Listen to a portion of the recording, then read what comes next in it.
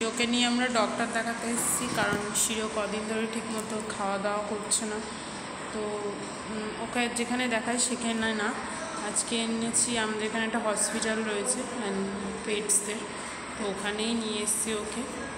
তো যাই হোক, দেখা যাক কী বলে। এমনি ওর সব অ্যাক্টিভিটিস একদম ঠিক আছে শিরো, বাট খাওয়া দাওয়া করছে না ঠিক মতন, একদমই না, কোনো কিছুই খাচ্ছে না।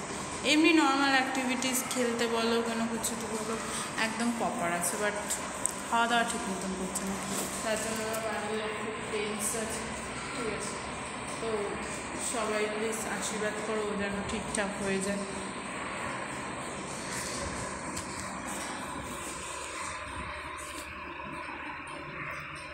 শিরো টাকা এই শিরো, ও কী দেখছে ওখানে বাইরে বন্ধু বান্ধব দেখছে।